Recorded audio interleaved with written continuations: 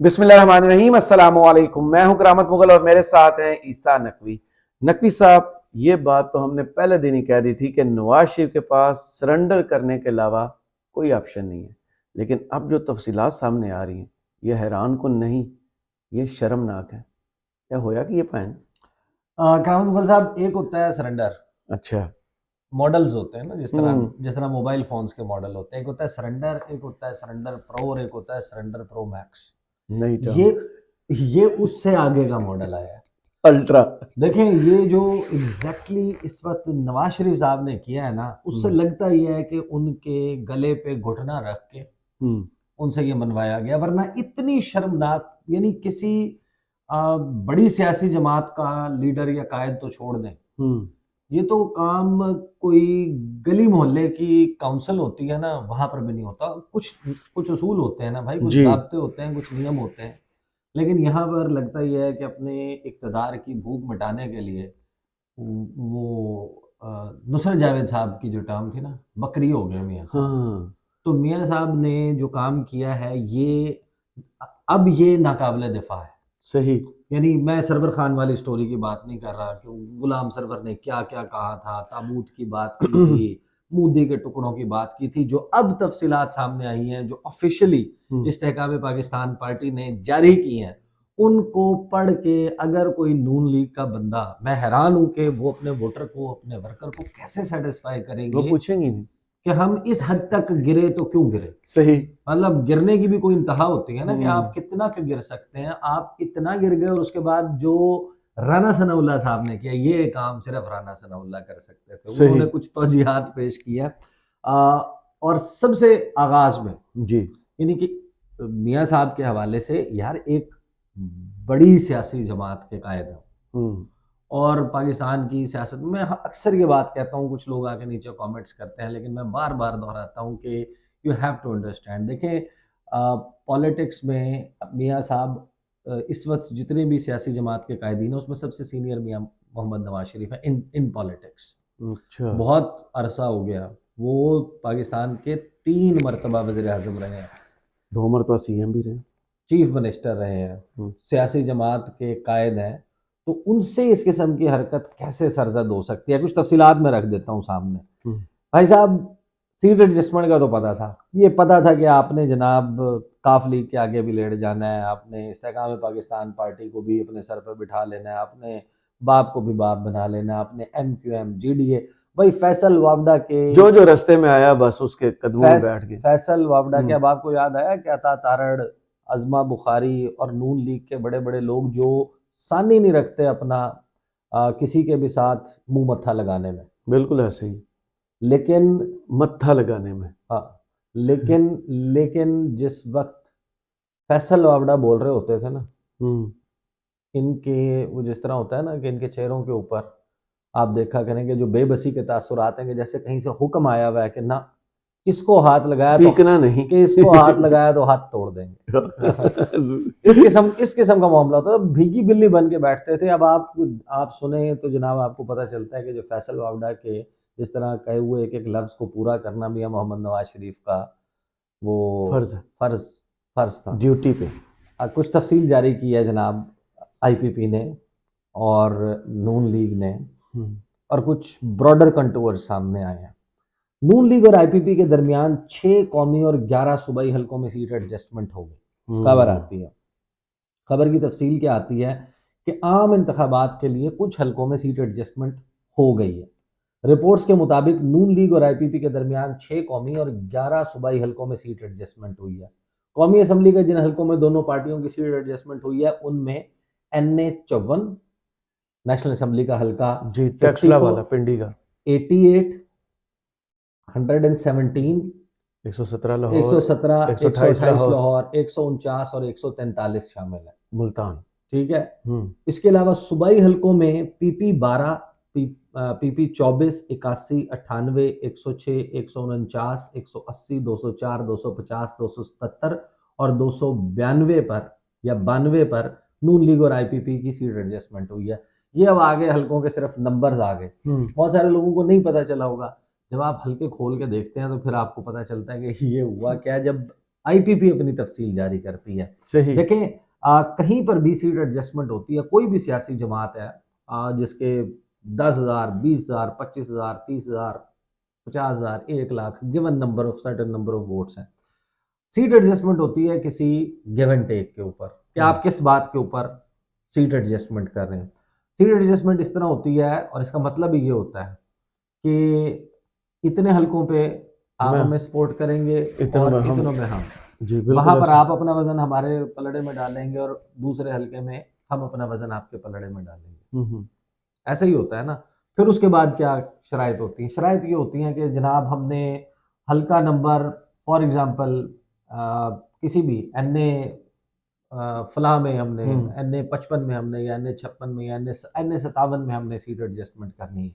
उसमें seat adjustment किसकी favour में होती है, उसके लिए सवाल आता है कि किसके हक में सीट एडजस्टमेंट होनी चाहिए। जिसका ज्यादा वोटर है। जिसका वोटर ज्यादा है उसके हक में सीट एडजस्टमेंट होगी, जो क्योंकि सीट एडजस्टमेंट और इत्तेहाद बनाए जाते हैं जीतने के लिए, हारने के लिए तो नहीं बनाए जाते। कि एक बंदा है, उसकी सीट कंफर्म है इस एरिया में और वो सरेंडर कर दे, उसको आप वापस ले लें और एक हारता हुआ शख्स जो है या हारने वाला शख्स या कमजोर कैंडिडेट उसको रख लें।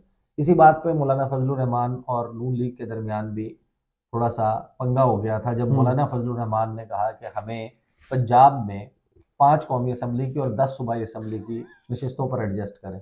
नून लीग ने कहा कि मियाँ जनरल स्टोर ही समझे। हाँ, कमेटी बनाई, उन्होंने कहा कि मौलाना साहब एडजस्टमेंट कर लेते हैं, कौन से हलकों पे करनी है एडजस्टमेंट? मौलाना ने कहा फला फला फला।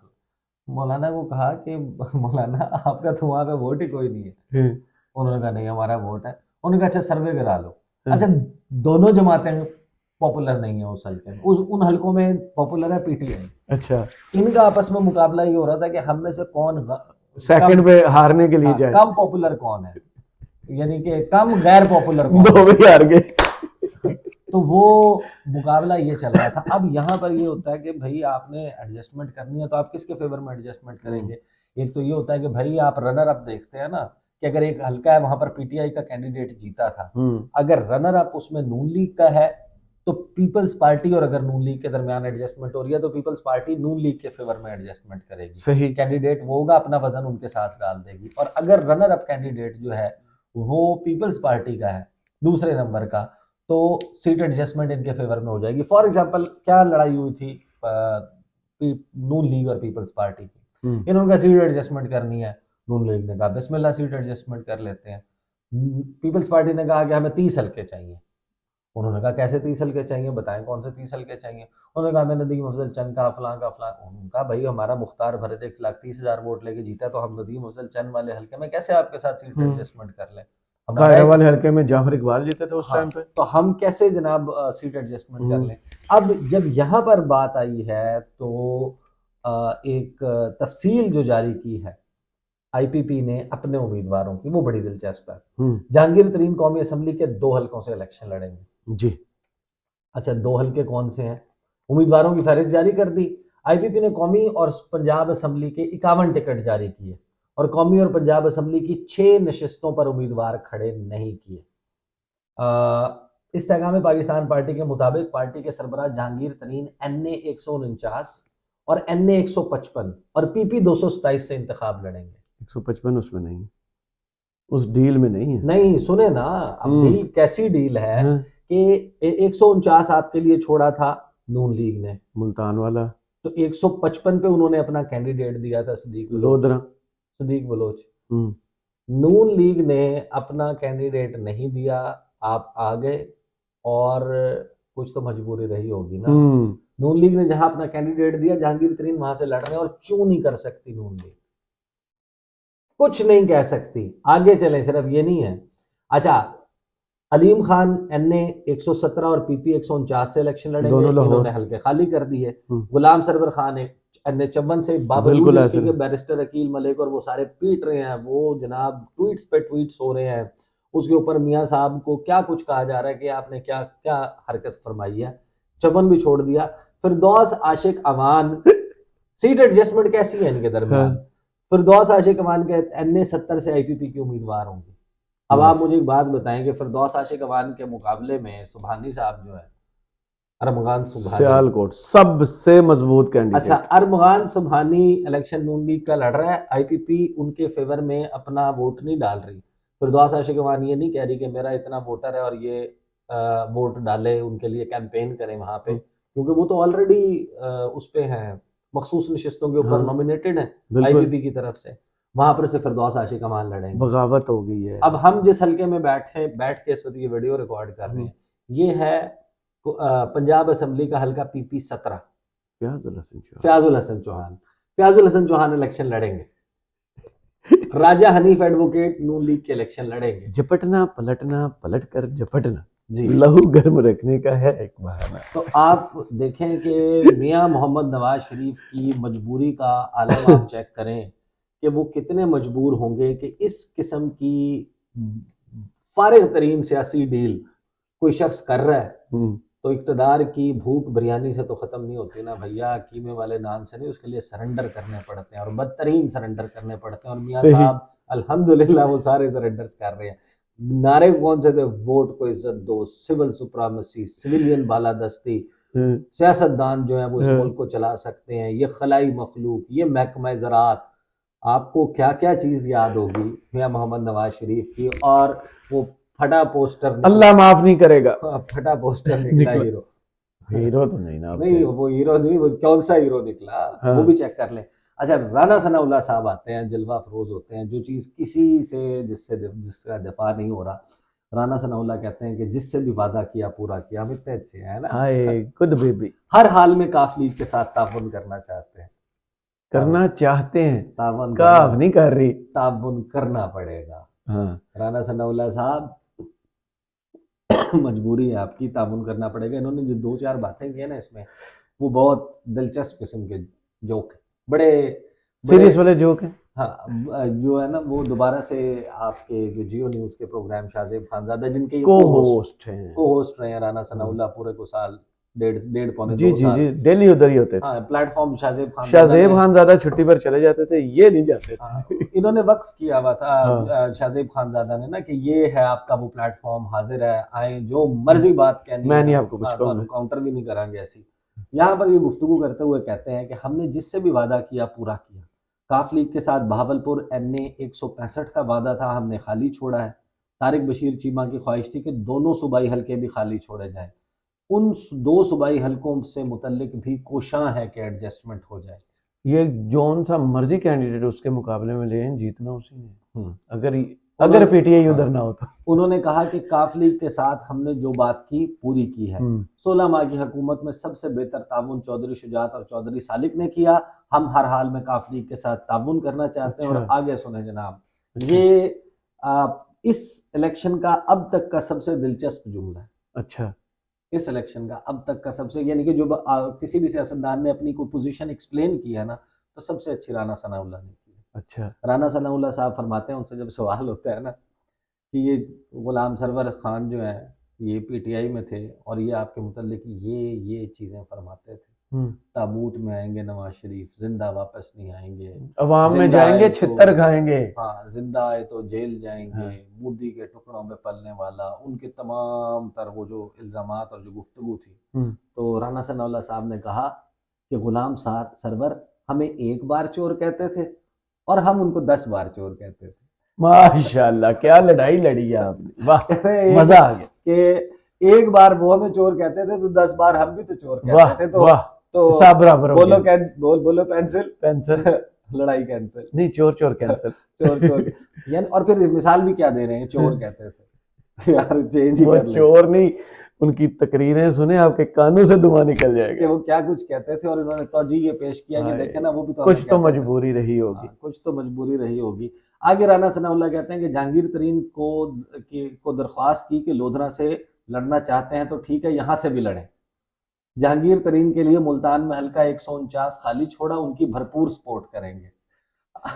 इनकी आप वो चेक करें कि कॉन्फिडेंस चेक करें, लोधरा से लड़े हमारे उम्मीदवार के खिलाफ, और चीनी चोर के नारे, आईटीएम, वो सारी आप गुफ्तगू, जहाज भर भर के लाने वाला, वो गुफ्तगू चेक करें जो कंपाइल करके कामरान खान ने चलाई है, हम्म, और फिर आप राना सनाउल्लाह की गुफ्तगू सुनो, क्या उन्होंने कहा कि कॉन्फिडेंस हम है। इतने बड़े मुलाजिम हैं जहांगीर तरीन के हाँ, कि जहांगीर तरीन के लिए 149 खाली कर दिया, हाँ, और अगर वो लोधरा से लड़ना चाहते हैं लोधरा से भी लड़ेंगे बिस्मिल्लाह। हमारे कैंडिडेट के खिलाफ। आय हाय। उधर हम हमारा कैंडिडेट भी नहीं होगा और हम आपको सपोर्ट भी करेंगे। फिर तलाल चौधरी और दानियाल अजीज से यहाँ फंबल मुतल्लिक, नहीं करना। हाँ, तलाल चौधरी और दानियाल अजीज से मुतल्लिक उन्होंने कहा कि तलाल चौधरी को आज समझाया, उनके साथ कमिटमेंट भी पूरी करेंगे। सेनेट में पार्टी सदर ने तलाल से वादा किया है, जबकि दानियाल अजीज ने काम किया, लेकिन किसी को पार्टी का मजाक उड़ाने की इजाजत नहीं दी जा सकती। सच सुनने को भी दानियाल तैयार नहीं है। दानियाल अजीज को नोटिस किया तो उन्होंने नोटिस का भी मजाक उड़ाया। टीम में बहुत से लोग हैं जिनको मईशत की अच्छी समझ है। अच्छा, तलाल चौधरी के ये हवाले से अच्छी समझ किसे है? वो मैंने आपको कहा था, मैंने शो थोड़ा सा देखा आज आदिल अब्बासी साहब का, उसमें रुहेल असगर साहब थे। ये जिस कैंडिडेट की वजह से इन्होंने बिठाया है, शेर वसेर साहब की शेर वजह से, वसीर, उन्होंने कहा है कि उन्होंने हमें इस मुल्क को डिफॉल्ट होने से बचाया था। जो इस मुल्क के साथ तो मईशत की अच्छी समझ। अच्छा, अच्छी समझ आई, खैर उन्होंने कहा। अच्छा, हाँ। तलाल चौधरी के हवाले से ये जो चल रहा है, अब जाहिर है कि उन्होंने तो करना है आगे दिफा, यही जो कह रहे हैं ना डिफॉल्ट से बचाया है ये शेख रुहेल असगर। अगर एयाज सादिक को टिकट मिल जाता उनके उस हलके से, तो फिर आपको पता लगता कि ये कितनी ये तारीफें करते जी हैं जी। अपनी पार्टी की आज़ाद लड़ने के लिए धमकियां दे के हाँ, वसीम बदामी साहब के शो में है। आए हैं।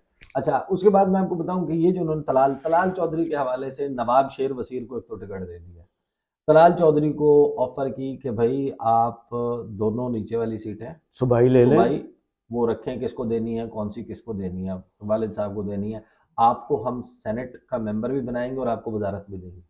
वाह, पैकेज। वो जीतो पाकिस्तान देखते हैं ना, कैसी कैसी डील, ये छोड़ दो, ये डील ले लो, ये वही हो रहा है। ये भी डील ले लो, ये भी डील ले लो। हाँ। अच्छा, उसके बाद वो अभी तक मैं आपको ये बता रहा हूँ कि ये बातें जितनी मर्जी कर लें, अभी तक तलाल चौधरी वाला मामला सेटल नहीं हुआ। हाँ, वो तारिक उनके अजीज साहब ने ट्वीट बड़ा उनके शानदार जो किया। चचा हैं वो गालिबन तहरीक इंसाफ के टिकट के ऊपर शेर वजीर के खिलाफ इलेक्शन लड़ेंगे, और शेर वसीर वो है जो लास्ट टाइम पीटीए के टिकट पर जीते थे। फिर कहते हैं कि जो लोग अभी साइड हुए हैं जब पार्टी को जरूरत होगी तो आ जाएंगे। साइड हुए, हाँ, यानी जिनको साइड लाइन हुए हैं, जो ये किए हैं आपने, हुए टिकटों नहीं के है। मामले पे आपने सरेंडर किया, आपने अपने जितने भी लोग थे उनको जो सलूक, देखिए पीटीआई में जो पहले टिकटों की मरियम तकसीम ने है ना, किया था, जो बाई इलेक्शन हुए थे पंजाब के, जो अपने कैंडिडेट्स को बिठा के पीटीआई के लोटों को टिकट देकर, और उसका नतीजा देख लिया था, हर हल्के में हार गए थे। अभी मैं आपको बता रहा हूँ बहुत सारे हल्के ऐसे हैं जहां पर नून लीग के अपने अंदर की डिवीजन जो है ना वो बड़ी लीथल होने वाली है इनके लिए। बहरहाल ये जो भी मामला हुआ है, इसमें एक बात वाज़ेह तौर पे समझ आती है कि नवाज शरीफ के पास अगर हल्की सी भी स्पेस होती ना, उनकी सियासी जेब इजाज़त देती जी, तो वो कभी भी ये काम ना करते। उनको इजाज़त ही नहीं मिली और शदीद किस्म की मजबूरी थी जिसकी वजह से उन्हें ये करना पड़ा। वरना देखिए, एक बात तय हो गई कि मियाँ साहब का इस वक्त एक एक कदम किसी एक खास कमिटमेंट के मुताबिक है, सही। किसी एक खास डील के मुताबिक, और वो बड़ी खतरनाक डील है। वो डील है चाबी वाला खिलौना बनने की, वो डील है रबर स्टैंप बनने की। जाहिर है, जब आप अपनी मर्जी से अपनी पार्टी के लोगों को टिकट ही नहीं दे सकते, जब आप बाप के साथ जाके जिसके मुतालिक आपका ये मौक़िफ़ वो हाथ मिलाते हैं, चौधरी शुजात जिसको आप सियासी कूड़ा करकट कहते थे, उनके घर आप जाके उनको कहते हैं कि सर हुक्म करें माई बाप क्या करना है, जिनके पल्ले 2 सीटों के अलावा कुछ नहीं, एमक्यूएम जिसको आप दहशतगर्द कहते थे उनको आप बुलाते हैं, और ये और वहां भी सरेंडर कर चुके हैं, 242 पे भी वो भी हो चुका। और फिर ये नहीं कहा कि हमारी कुट्टी हो गई, क्या कहा है कि अब हुकूमत बनाते वक्त इत्तेहाद करेंगे आपसे, माशाल्लाह, और आपको फिर जहां स्टेक भी आपका कुछ नहीं है। हाँ, अब आप अंदाजा लगाइए जी, किस किस के साथ वो नहीं किया। तो ये है कठपुतली बनने की डील, ये है रबर स्टैम्प बनने की डील। और माशाल्लाह मियाँ साहब जिनके बारे में ये कहा कहते बोस्टेड अबाउट कि भाई बहुत न डरा न झुका न भिका, आमिरों की फौजी जर्नैलों की आंखों में आंखें डाल के हक सच की बात करने वाला नवाज शरीफ। ये अफसाना किसी ने लिखा है इनका? हाँ, वो नहीं, वो ये तकारीर है ना उनकी, हाँ, मरीम नवाज की। अब तो अफसाना ही है ना जी। हाँ, तो ये किया है जनाब, उन्होंने ऐसी सीट एडजस्टमेंट की है कि सर आप उम्मीदवार दें, हम्म, हमारे उम्मीदवार के हमारे खिलाफ, वोटर हाजिर हैं। हमारे उम्मीदवार के खिलाफ हम्म, कोई फर्क नहीं पड़ता, जहां पे आप कहेंगे वहां पर हम आपके लिए हल्का भी खाली छोड़ देंगे। तो ये डील जो है ना, ये जो सरेंडर है, ये सरेंडर नहीं है, ये सरेंडर प्रो भी नहीं है, ये सरेंडर प्रो मैक्स है। सही। बहुत शुक्रिया ईसा नकवी, आपके तजिए का कमेंट्स बॉक्स में ज़रूर बताइएगा। वीडियो आपको कैसी लगी, इजाज़त दीजिए।